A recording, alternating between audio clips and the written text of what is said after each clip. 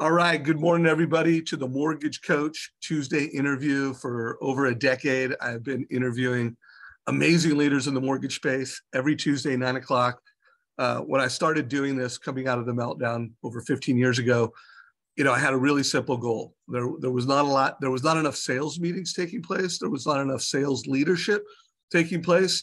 And my goal was always to put on the best sales meeting in the mortgage industry every week, Tuesday at 9 o'clock. And I think we're in another market like that. We're in another market where there's not enough sales meetings taking place. There's not enough sales leaderships pumping people up, getting people to have a winning mindset and to do actions that are winning actions. Like, this is a mindset and actions market.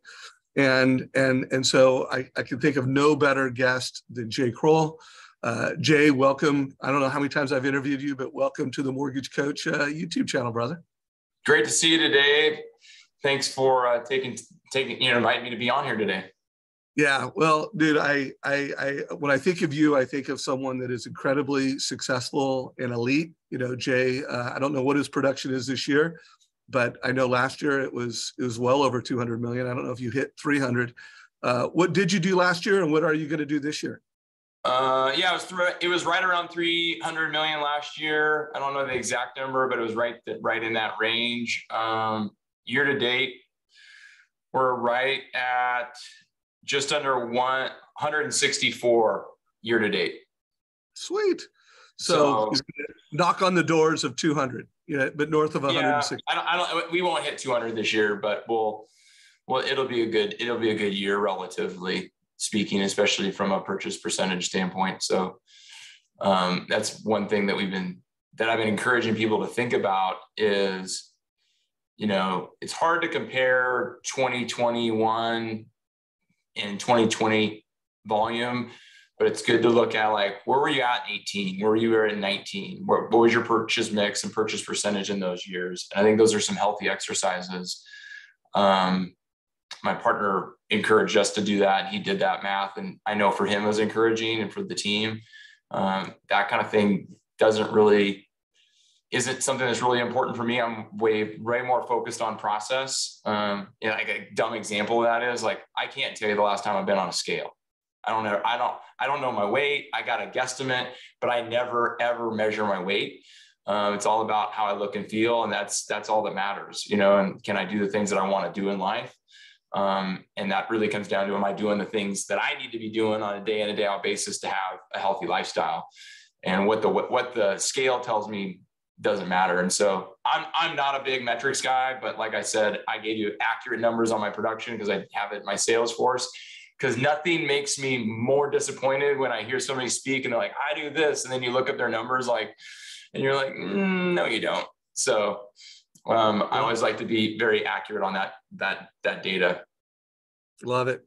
So a couple other things that distinguish Jay is he's a great leader. He leads a branch, he leads a region.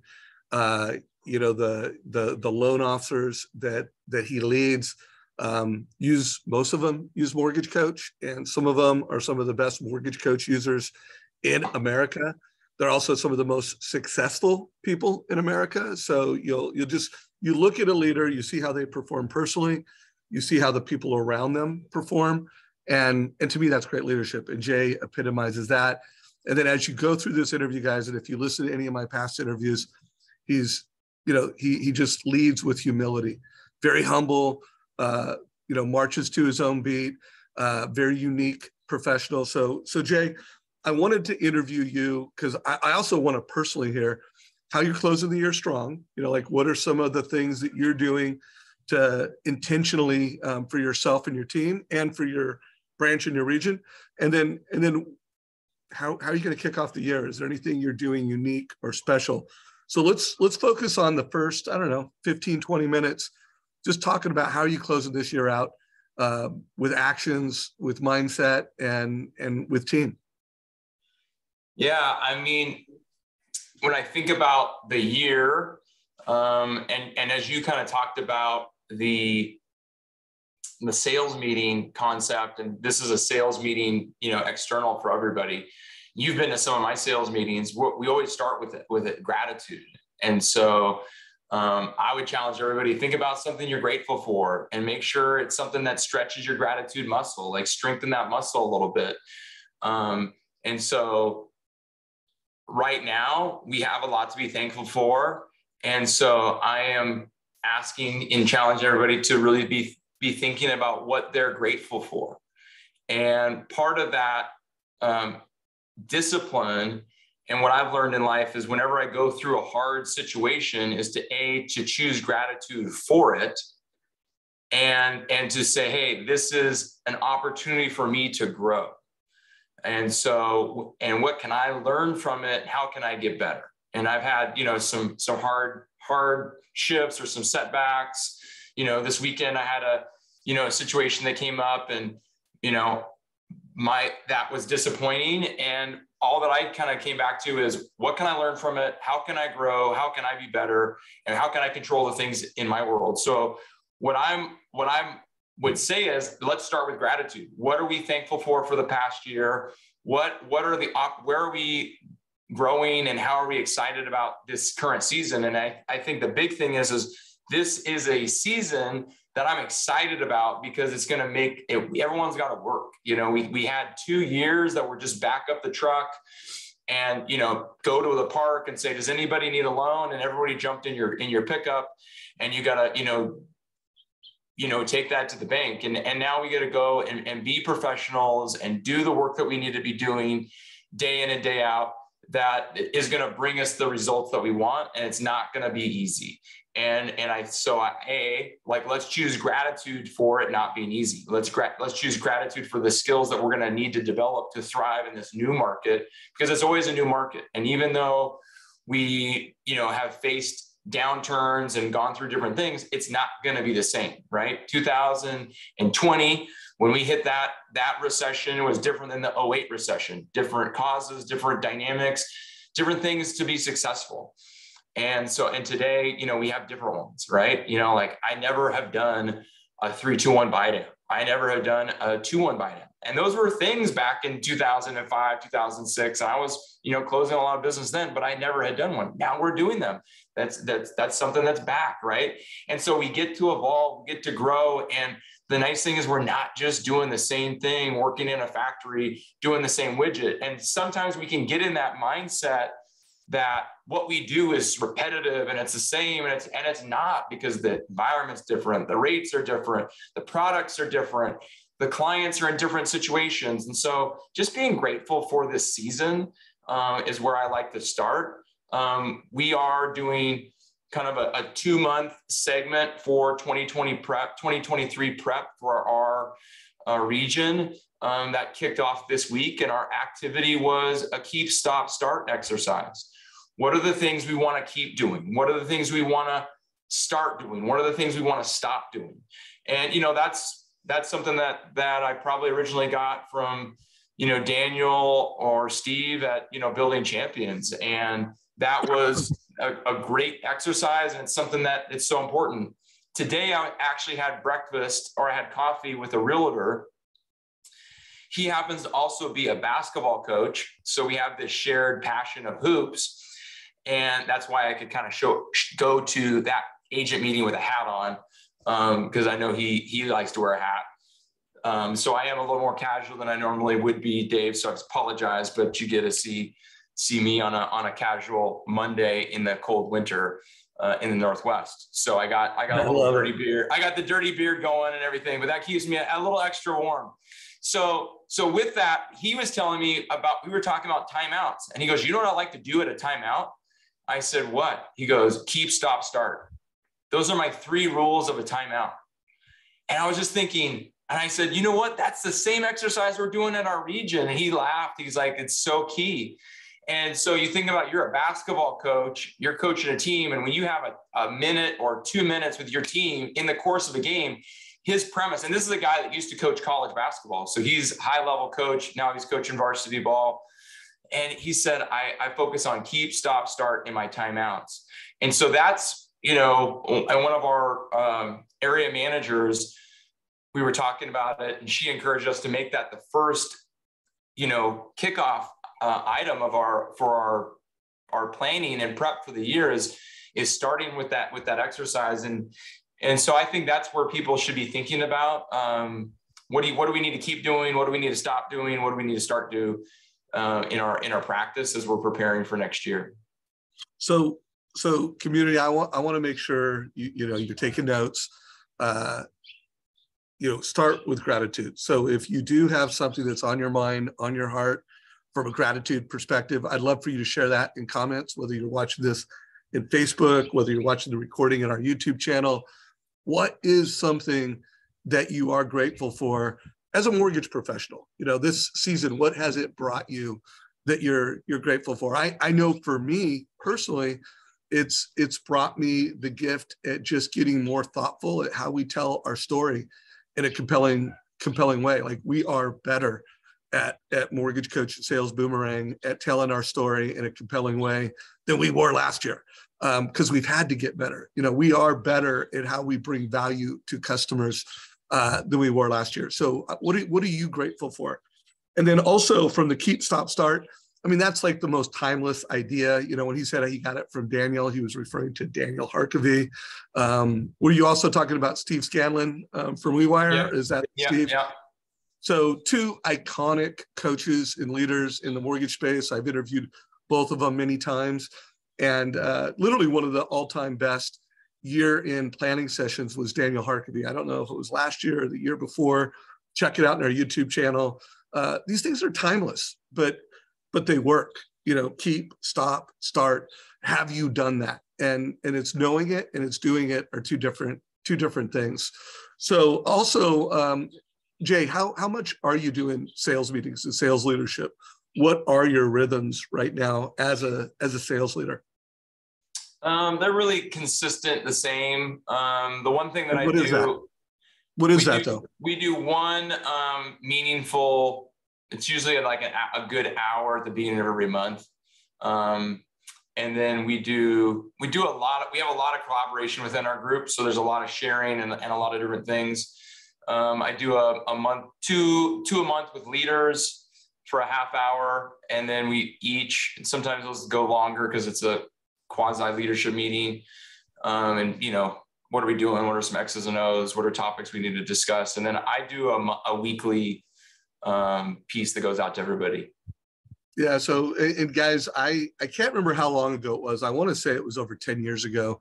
You first invited me to one of your sales meetings. Was it a decade? Like, can you remember inviting me? It was yeah, because I know the office that we were in, and it was I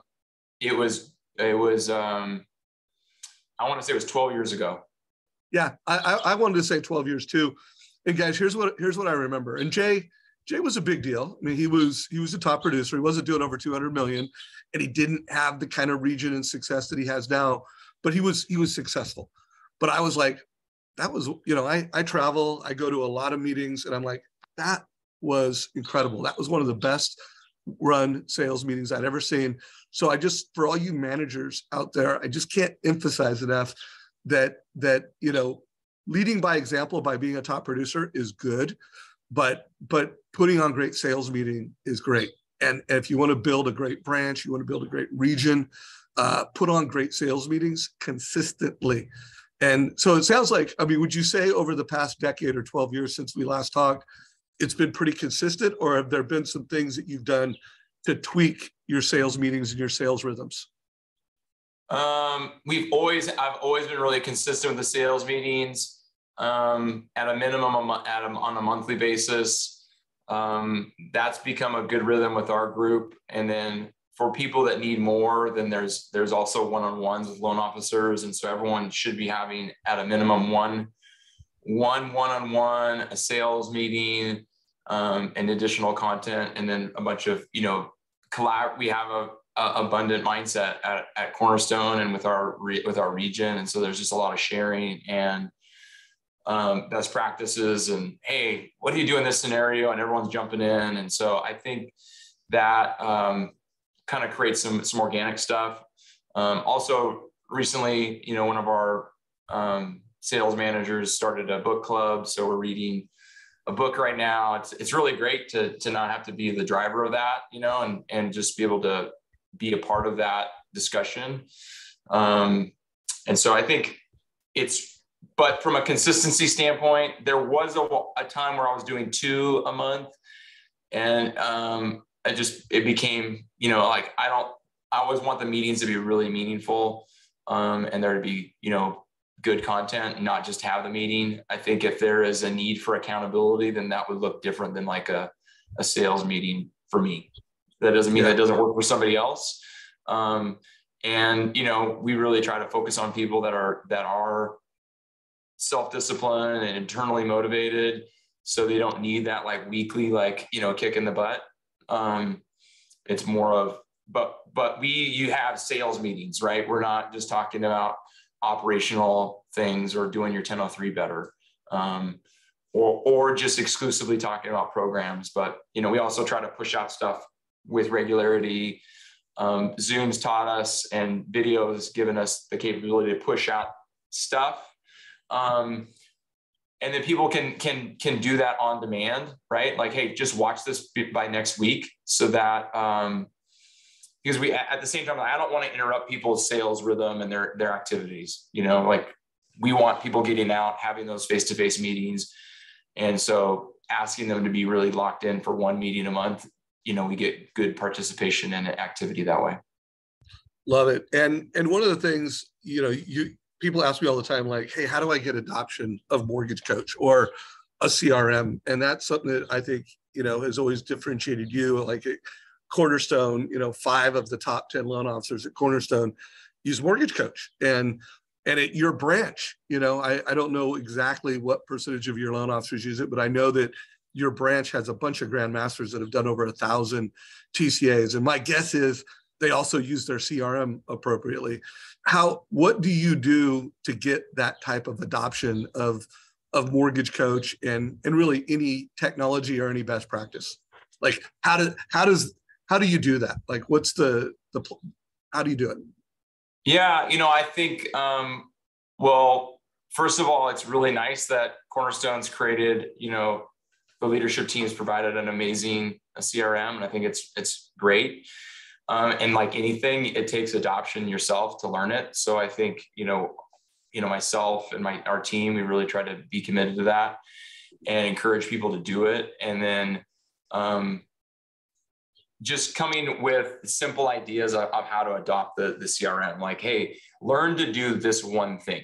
And so we kind of give some lessons and did some Zoom or best practices and people talking about how they're using it, and sharing different tools. I don't use all the functions of it. Some of the things that I use with it may be different as a leader, but we do everything out of that. And that's one of the things that opens up first thing every single day. And so I think getting people the rhythm of doing it. I heard somebody talk the other day, and he was saying that one of the things is just getting in rhythm of showing up.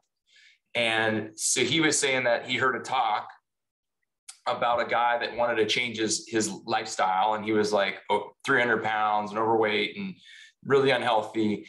But he's a really successful guy in other areas of life. And so he said, I'm going to change my lifestyle in my health.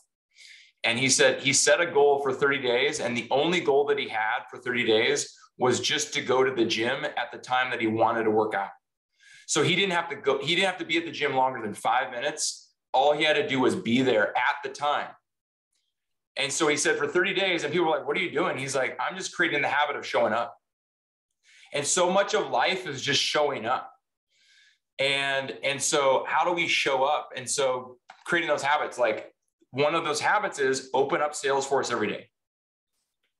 Let's get rid of your Excel spreadsheet and don't track your pipeline and pipeline management where you're at in your files. Use the Salesforce pipeline management tool. Don't use your old Excel spreadsheet that you used to have, because it automatically updates and you know all the stuff. Like it's super easy. You're not doing dual entry when you get a new file.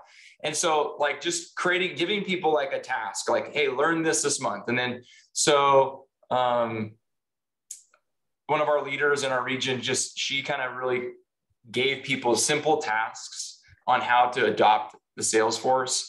And then we had people share some of their best practices. Like you're going to take a half hour and walk us through how you're using Salesforce and sharing it. And I think that's been a good one. On Mortgage Coach, it's been, supporting it, talking about it, kind of saying, hey, there's no other platform that you should be using than that. So I don't have 100% adoption still. I talk to the people about it when I see that, if they have a pricing variance, I'm like, did you give a TCA? Why didn't you give a TCA? Why did you give one rate quote? Did you cancel the consumer? Well, no wonder you got a pricing variance if you get the LE and that client got caught up in like a 2-point buy down with the other lender and you didn't even offer that.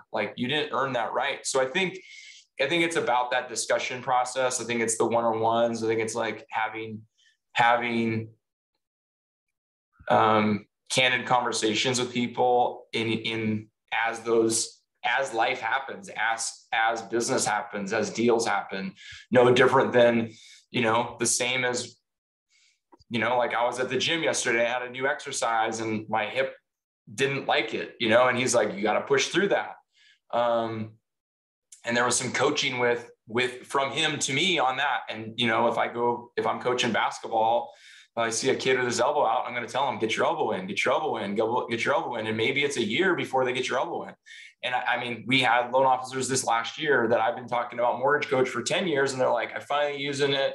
And man, I wish I would have used it sooner, but I got it. And it's like, as soon as what's that line? When the student is ready, the teacher appears. And so I think you just got to be a consistent teacher and be ready and share, and people will adopt it when they're ready. And hopefully it's sooner than later. Yeah, for sure. So guys, just to give you some numbers, I'm looking in the back end, and Jay, you and your team have created 3,289 TCAs, 51 in the last 30 days. And then I look at some of these names. I know Kerry Day is in your branch. He's created 34 TCAs. Petros has done over 50. You've just created this culture of advisors. And so, two things, guys, that I think are super important. Remember, I said mindset and actions, and doing the right actions right. Part of the actions are just showing up, making calls, giving advice. But let's really focus on mindset for a few minutes. And as long as this goes, it goes. If we just spend the rest of the call talking about a sales mindset, because when I spoke at your what was it? It wasn't a sales rally, but it was a leadership. Well, you were at South Carolina at our top producer trip. Yeah, your top producer trip, and I gave a keynote on what top producers are winning, what they're doing to win in this market. And before I gave my keynote, Jay gave I don't know if it was 45 minutes or an hour, but he gave just incredible energy, this keynote on the sales mindset. And so Jay, I would love to bring as much of the magic that you shared from that stage on the sales mindset. Because I just remember your attitude, the way you delivered that was like, wow, how lucky is Cornerstone to get this keynote from you. But I would just love to know some highlights, as much as you're willing to share. What is the sales mindset from a Jay Crowell perspective? All right, so I'll answer that, but I do want to make one point. You talked about Kerry and Petro and, so many great users like Jacob, Ryan. We have so many people that are using that, and we have so many great people at Cornerstone, whether it's in our region or across the country. And I think that, I want to be really clear. Like, I don't make them better. They make me better. And there is an iron sharpens iron opportunity at Cornerstone, just with the great caliber of people that are here. And so it's really nice to be with people that make you better, and I had a conversation with one of our branch managers who loves Mortgage Coach and uses it. And he was kind of like, he was challenging me, like, the gentleman's name is Mikhail. He was at the top producer trip, and he's a great guy. And he was like, hey, why aren't you doing more videos on Mortgage Coach? They're amazing. So like, we just have a great ecosystem of people that want to make you better and want to grow and get better themselves. From a mindset standpoint. Wait, time out. I got to insert something, because uh, if you've watched, like, I don't know if it was wasn't my last interview with Jay, but the one before that, he was the one that introduced to the mortgage coach community, instead of calling the programs, 30-year fixed with 1 point, 0 points, it was strategy 1, strategy 2, strategy 3, and presenting strategies. And so, that really took fire in our community. And now my guess is there are over 1,000 loan officers that have strategies in the mortgage coach total cost analysis. And I always gave credit to Jay for that. But I came to find out that came from Carrie Day. Exactly. Carrie Day, but I want everybody to realize, because Jay, and this is where you get credit, bro, you have to take the credit. You've created a community of high performing, good people, cool people that are high performing. And then you're creating a consistent venue of sales meetings, where there's a consistent way that, good people who are elite can share ideas. And you've done that consistently for a long time. And so that they can flourish. But if you're a new loan officer, and I'll put a link to it down below, I can't remember what the name of it is off the top of my head, but it was where Jay introduced that strategy 1, strategy 2, strategy 3, which anyone listening to this, it's a great idea. Like, talk to a consumer, find out what their goals are, find out what their problems are, and then give them strategies. Or it might be solution 1, 2, 3, or it might be option 1, 2, 3. But this idea of introducing strategies, and this idea of creating learning spaces for leaders to lead and leaders to learn. So anyways, sales mindset, let's rock. Yeah, obviously it's hard to recreate that keynote opportunity with, a PowerPoint and slides, you need to be pacing and images. Yeah. I didn't know that's where we were going to go today, although we did talk about mindset. And I think that mindset is so important. And I would say more so than ever, moving into the season of our mindset as we go into 2023. And I think that's, everyone needs to be, doing what they need to do. And, if you talk about the event, we talked specifically about the mindset, and the mindset of, we need to be apex predators. We have to be wolves, and wolves go out and hunt. I was watching on Netflix, there's a show about the sea wolves, which is not far from, where we're at. And it's up on Vancouver Island. There's these sea wolves. Those sea wolves, they gotta go hunt, and they gotta go make it happen, or they're gonna die. And that show has like some sad scenes. My daughter's like, I don't want to watch this anymore. It's too sad. But I'm like, but it's real life. And we there is a survival of the fittest in our industry, and we're going to see that. Like, strong companies are going to thrive, like Cornerstone. In the future, we're strong, we're well positioned. That's going to happen. We're apex predators, and some companies are going to have a hard time in the season. That's just a reality of the season. And in 2020, I likened it to my dog Truffles. Like, every loan officer was like just the cute puppy, that came to the park, like, hey, I have this really cute puppy. And, like, every guy, wants a cute puppy. If they're single, trying to meet somebody cute, they're going to take their cute puppy to the park. And so we all had our 2% interest rate, and everybody could just back up the truck, right? And so we have to go back and be skilled hunters. Apex predators is what I like to call it, from a standpoint of, like, we got to go out and do our job. Now, I think one of the things that I think is key, and you didn't hear me talk about this last time, Dave, is we need to be not hunting for deals. We need to not be hunting for commission. We need to not be hunting for self-service and self-benefiting. What we need to be doing is hunting for people that we can go help. I'm hearing way too many loan officers, way too many realtors saying, I need another deal. I need to get paid. I need to go find a transaction. I need something like, I need lower rate. I need a better program. Time out. You're thinking about yourself. And if our eyes are on ourselves and we're internally focused on me and what I need, then we're not going to be about service.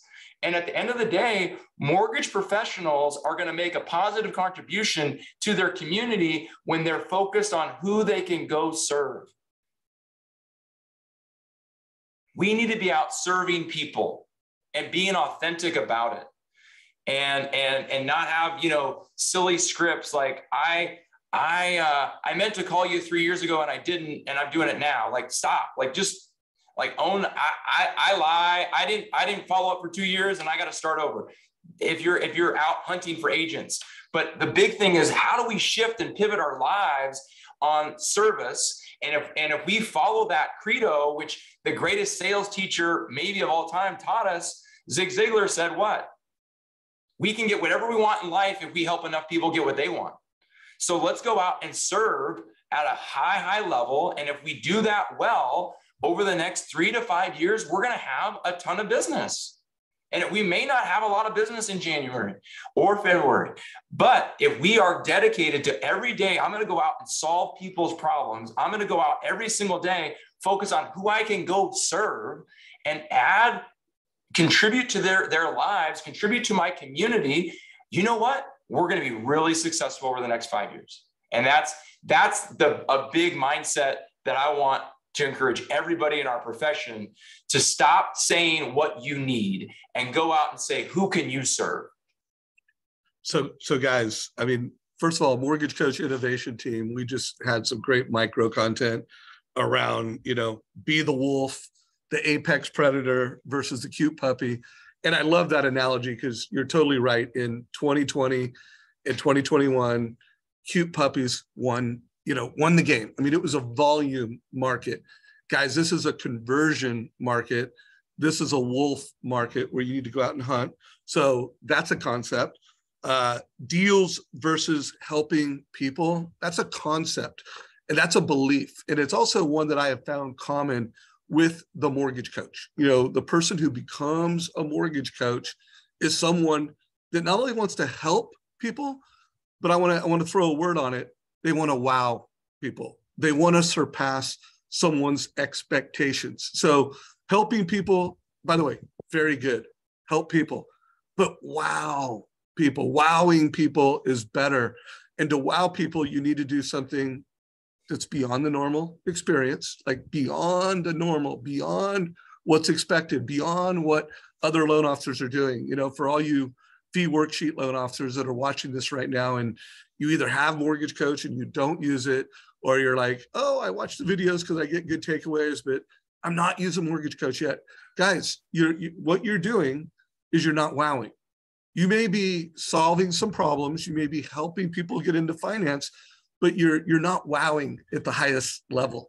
And that is the common threat, like the people that we attract into our community, the people that become grandmasters, they're playing a whole different game. Like closing the loan on time is like table stakes. That's not the game Jay Crowell is playing.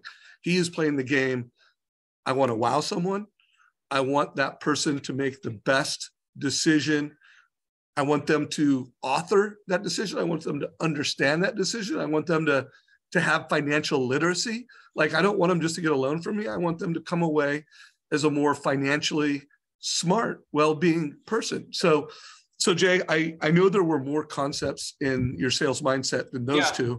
And I kind of want to piggyback on that piece is one, I think that starts from the heart, right? Like the heart of service, authentic, desire to make a positive contribution to people's lives. And so I think it's a great time to, as we are going into this year, where I think, I'm hearing a lot of loan officers say, I'm working so hard and I'm sowing so little fruit, and I'm like, keep doing the work. The harvest comes over time. You don't plant a seed today and you get an apple tomorrow. It takes time. But if you're really focused on the intrinsic benefit of helping others, then you can find reward there in the process of waiting for the harvest to come. But what you talked about was a little bit of a principle, and we'll probably get to it. If you see my background, it's a tribute to my dad, who was a college basketball coach and, had the biggest impact on my life beyond anybody else. And he had a bunch of little sayings, and we can talk about my favorite of his sayings, RPE, but one of his best, it might be his best, although my favorite's RPE because of what it's meant to me in my heart. But when you talk about exceeding expectations, his phrase was EEA. And when he raised his staff and he talked to everybody about the importance of EEA, which is exceed expectations always.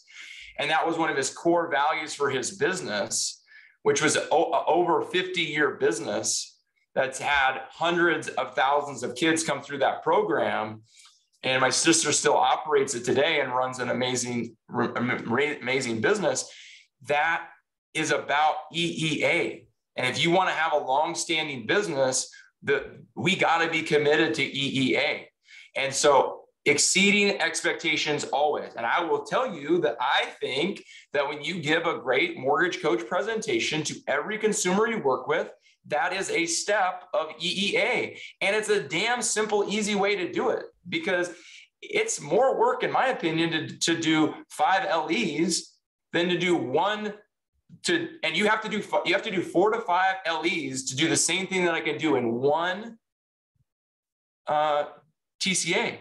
And so you think about being a steward of your time. It takes way more of my time to do 5 LEs, and I don't get near the content. I don't get near the delivery. I don't have the vehicle mechanism to be able to talk somebody through how to really make an informed decision. So I think that when we look at our mindset of, let's have a mindset of EEA, let's have a mindset of service, let's have a mindset of gratitude.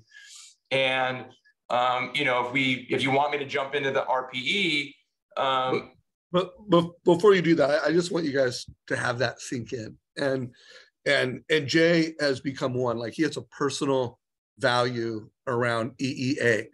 I call it wow. Like that was the term I came up early in my career. That was when I had my breakthrough. The 2 breakthroughs I had in my career were, one, this concept of wow.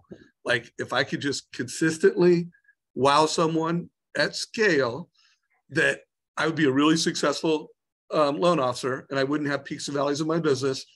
And then when I came up with my advice makes a difference. Like, that was I built my professional career around my advice makes a difference. Now, because in order to be that guy where my advice makes a difference, I need to do interviews like this one, like all the interviews, the thousands of interviews I've done over 15 years, because I want my advice to make a difference. Like, if someone asks me a question, or if someone wants to be a more successful mortgage professional, I want my advice to make a difference. Well, to do that, I need to interview Jay Crowell, and I need to interview some of the most apex predators, badass wolves in the mortgage industry that believe their advice makes a difference. So I really want that to sink in for people.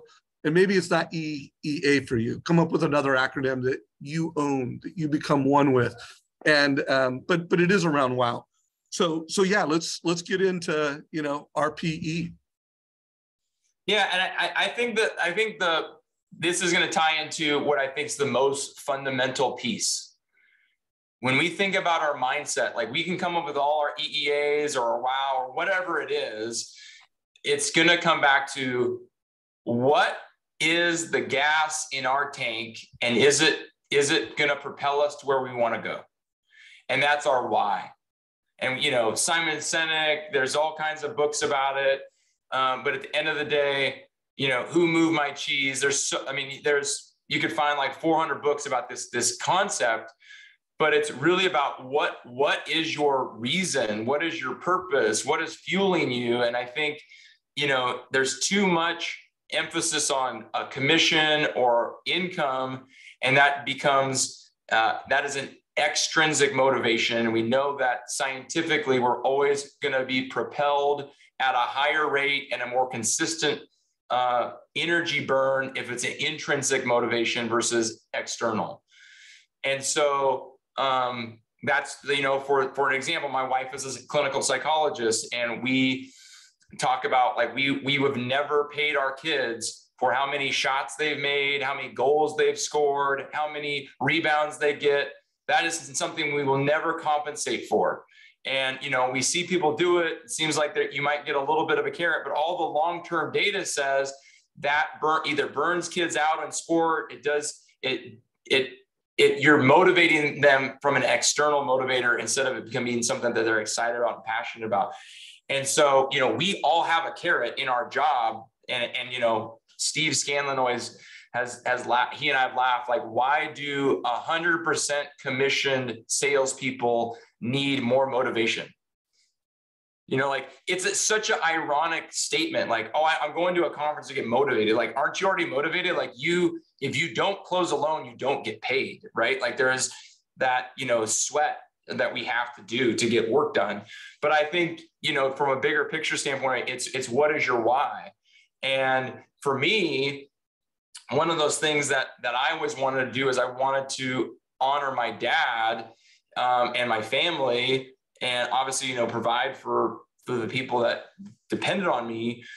But I wanted to honor the legacy from the values that he taught me. And one of those lessons that I remember, working for him as a camp counselor, was he talked about the importance of the relentless pursuit of excellence. So the relentless pursuit of excellence, which, I've gone through the Ninja installation a couple of times. I've listened to a lot of the stuff from Ninja Selling, Larry Kindle's program. And I think that's an amazing platform and something that I've learned a lot from.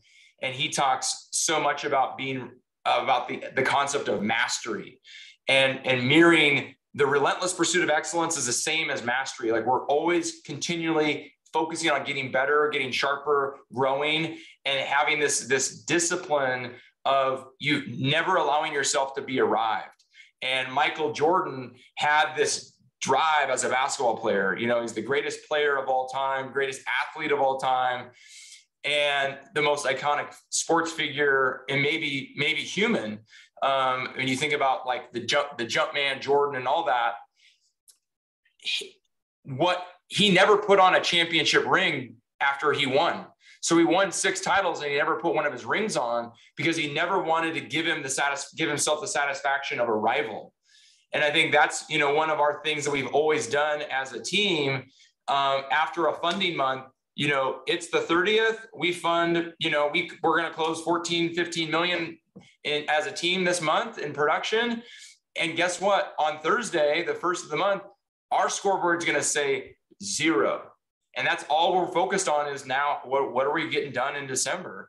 And it's not the same. And I don't ever want to compare myself to MJ in any regard. But taking some of those lessons from other people. And so my dad talked so much about the importance of living out RPE. And that's been something that I've really tried to strive for. And when he passed away last year, after a long year of cancer, and you think about his battle with cancer, he lived out the EEA. And let me give you an example that Dave is, he had cancer in 2004, beat it in a year, was cancer free until the fall of 2010, and his cancer came back. At that time, my wife was pregnant with our son, and that was our first, and they gave him 2 years to live. They said, you got 18 to 24 months to live. And he fought his ass off and grinded, and he EEA'd, and he got to 2020. So he lived a very long time. He got 5X above what he was supposed to. And during that whole time, it was always like, hey, you got like another year, you got another 18 months. And he just was resolved to, and he had these bigger goals and he didn't reach some of them. And I think that's an important thing sometimes in life, to have big goals. Like, one of his goals that he always said is he wanted to see my son play a high school basketball game. And, that's not going to happen. And that's a sad, thought. And who knows, he might not even like basketball when he's in high school, but that was, something that he likes hoops now. And we thought that might be something that was a dream of his. It was like a motivator. It was a motivator to think about walking being at my sister's daughter's weddings.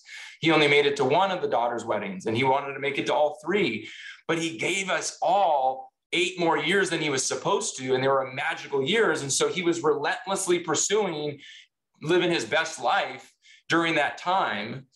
And, you know, he EEA'd, right? Like he exceeded the expectations of all these health professionals, and he got more time than anybody else expected. And so for me, I try to have that mindset of RPE every day. You know, I've kind of made this my screensaver. We did these shirts for his celebration of life event. And then recently we've done these hats. And so it's a great tribute to him, but it's a reminder to, you know, we can't feel sorry for ourselves. One of his other little sayings that he came up with, POSP, which I loved. He had a ton of these, Dave. And I could go through them all. Who starts your engine? How's your PMA? All this stuff that was, you know, interactive, you know, kind of like, you know, summer camp experience type things. But one of the ones that he talked about that he learned during cancer, and he would say, I'm so thankful for my cancer because it's taught me what I needed to learn. And from cancer, he wrote a book. And from cancer, you know, that book got published, and he did a blog, and he made a bigger impact as a result of that. He learned what he needed to from that. And he could say, yes, I hate cancer, and I hate that I'm going to die early because of it, but I'm thankful for it because of how I've grown and what I've learned. But one of those lessons of cancer that taught him was POSP, which is piss on self-pity. And I think it's a great reminder as we go through this season as loan professionals, like we got to piss on self-pity. We can't be in this mindset of like, oh, rates are high and inventory's low and all that. Like, hey, go RPE today, go EEA today, go serve people in your community today. And if you do that well, you know, and I think, so that's for me is like, when I think about my mindset is like, I was blessed with an awesome dad that coached me in life, coached me in hoops, coached me in business. And I just, you know, really tried to honor him in my career as a mortgage professional and as a mortgage leader to do the things that he taught me and to share those and live those out well. You know, somebody in our family kind of called me out for not working in doing the family business and doing the camps. And, you know, I still get to do one in the summer, and it's an elite camp and it's awesome. We raise a lot of money to get kids from all over to be able to go to the camp. But I said, I don't need to, my legacy and honoring my dad's legacy has nothing to do with what I do. My vocation has nothing to do with the legacy, but it's living the values out as well as I can that he instilled into me, and trying to instill that into people that I get to be with, whether it's my family or friends or colleagues. And, you know, am I perfect? No. I have a big bag of troubles and faults. I mess up every single day. I'm a sinner, and, you know, like I am not perfect.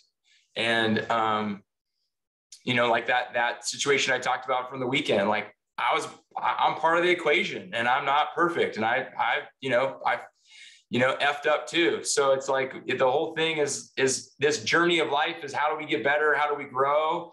And, you know, but what we can do is say, hey, like, I got to start over today, and I'm going to be the best version of myself today. And whatever happened yesterday, like, I can't change it. I can learn from it. But I also think like that metaphor of sitting in your car and looking forward, and you have a big windshield, and you got a little reverse, you know, backup mirror, right? Like that metaphor of life is how we should live. And I really try to do that. Because one thing that I did learn from my dad is he did a lot of like shoulda, woulda, couldas. And he would tell you that's part of the reason why I got cancer. When he made a mistake, whether it was financial or relational or whatever, he beat himself up about that kind of thing and let it compound. And I think we always need to look at we need to play the game film. We need to look back and say, hey, how could I have done that different? How can I be better from it? How can I grow and learn from it? But you also got to flush it. because living in that rearview mirror is supposed to be really small in perspective. And so I think that, you know, we look at some of our loan officers, we all are having to do different things to either maintain our business or grow our business. But there's a lot of us that are kind of kicking ourselves right now saying, I didn't call enough agents. I didn't work on my referral database.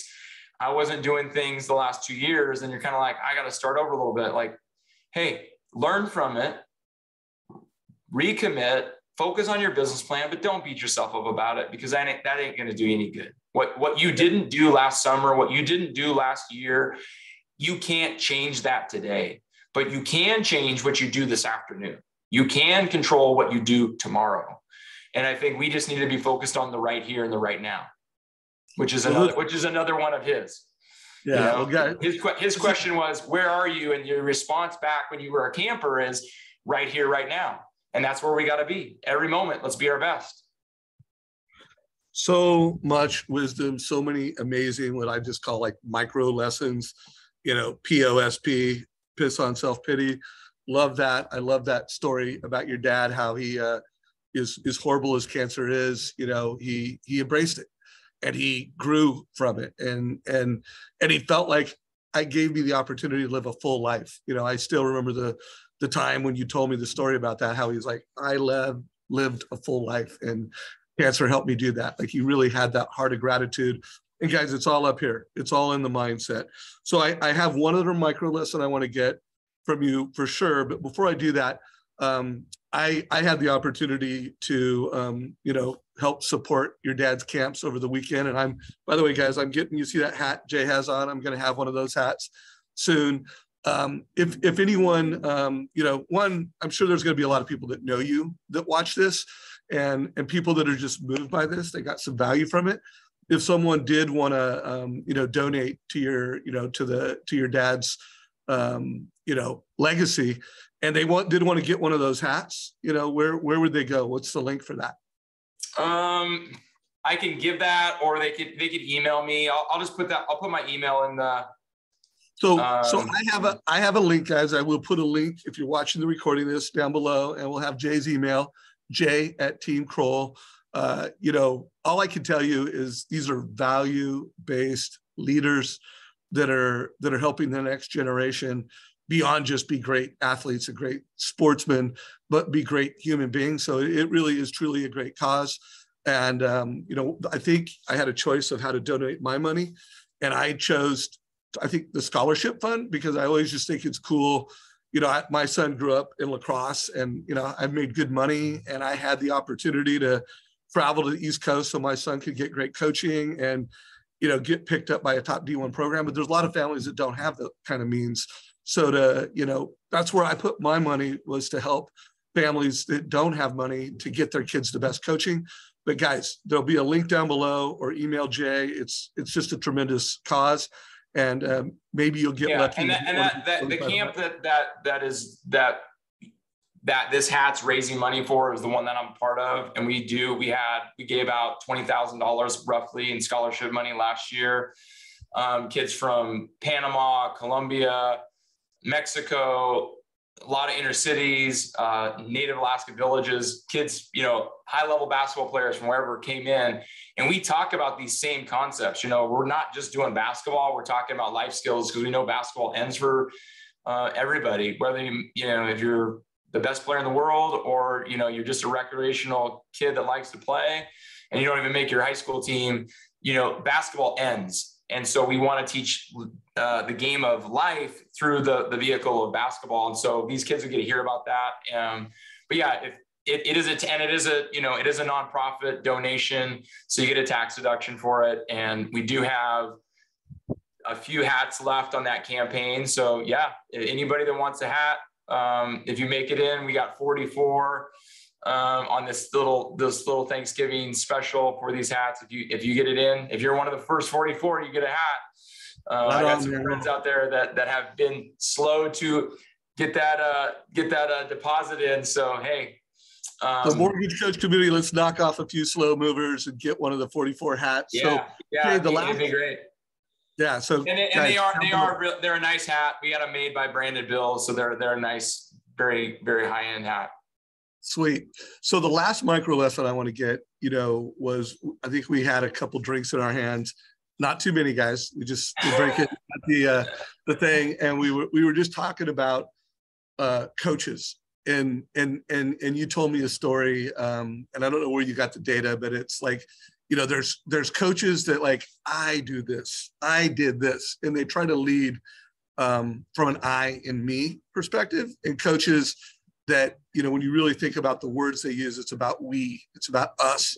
Would you mind just telling that story in the last, I don't know, we got 5 minutes, but tell it as quick as you want to tell it. But I just think it's an important message because, guys, at the end of the day, success in the mortgage business is about leadership. Even if you're an individual loan officer, you don't have a team, you have a team, you've got a processor, and a lot of loan officers have teams. So success is about leadership. Tell us the I versus, the me's versus the we's. Yeah. So there's going to be some stats involved in this, and I don't have them. And I don't, I won't be able to dig up that article readily, but there was a Wall Street Journal article, and it was talking about the win percentages of coaches in the SEC. And, everybody knows the SEC is got the best football in the country, and it's the hardest conference to play in and win. But it was really interesting to see the coaches that had the highest win percentage over the last decade. And this article is probably 10 years old. The coaches that had the highest percentage used the language of we and our the highest percentage of the time. And the coaches with the lowest percentage of winning said I and me and my the highest percentage of the time, and they used the we and the us and the our language the lowest percentage of the time. So there was a direct correlation to how many times we said we and ours and us and what we're doing. And I find that to be really fascinating. And you also kind of look at the Golden State Warriors. This is a statistic that they started tracking after they won their first championship, because during that season they tracked the year, and they've won 4 now, right? So they are definitely a dynasty. And that first year they won it, they tracked, or maybe the year that the second year they won it, where they had anyway, they tracked how many high five, chest bumps, daps, touches that they got. And they tracked the rest of the NBA. And they staggeringly had a way higher number of high fives, jumps and bumps and all that stuff, but just physical touches of positive, affirmation, right? Like you hit a 3 and you're running by and I'm on the bench, Dave, and I'm slapping you in the butt. Like that would count, right? Any physical contact as a touch to build somebody up. Or it could be like you got knocked down and I ran over and picked you up, versus I see you get knocked down and I just watch you get up. Like these are those things that, like, creating the team, creating the positive energy is super important. But I'm a big believer in we, our, us. So as we close this out, I want everybody to self-audit, like what are you going to stop? What are you going to start?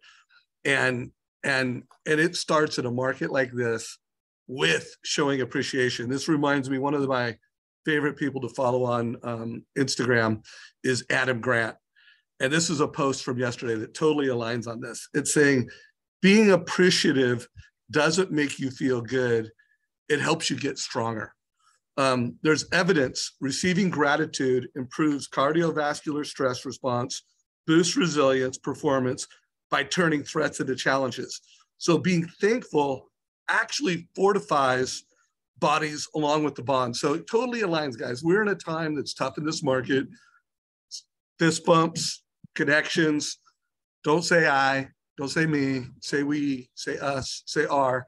And Jay, I knew that having you on this Tuesday call this is the best sales meeting in the mortgage industry this last week of November, brother. So thank you for helping me execute on that. At least I'm going to say it's the best sales meeting this week. Really appreciate what you bring to the industry. I really appreciate what you bring to the mortgage coach and sales boomerang community. I did put my shirt on, guys, but guys, you know, my mission at Mortgage Coach is no borrower left behind. I do believe the mortgage industry and loan officers can be the single most valuable advisors to Americans. You know, more valuable than CPAs, more valuable than financial planners, but we need to leverage that power that we have. We need to provide people with advice, not price. So hopefully you got value from today. If you did like this, give it a like, you know, on whatever social media channel you're checking it out. If you connected with what Jay said and you want to be part of his world, shoot him an email or click on the link and donate to his cause that, you know, is helping a lot of young people beyond just sports, but helping them in life. And Jay Crowell, dude, you're the man. Appreciate you, Hey, man. I wanted to just say one quick thought. You're the man too, is what you just said about Thanksgiving. There was a message that it came across, you know, my email, one of the blogs that I'm subscribed to on Thanksgiving Day. And it was saying, take, thank, break, give. And the quote that started that message is, the greatest gift one can give is Thanksgiving. In giving gifts, we give what we can spare, but in giving thanks, we give ourselves. In giving thanks, we give ourselves. In giving gifts, we give what we can spare. And so I just think the practice of Thanksgiving, we just had that holiday. Like, let's live Thanksgiving every day. Let's give of ourselves every day and choose gratitude in a major way. What an incredible close, guys. Thank you, Jay. Grateful for you, man. Blessings to you, everybody. Man. Have a good one, guys. Make sure you subscribe to the channel. Give us a like down below. Take it easy. This call's a wrap.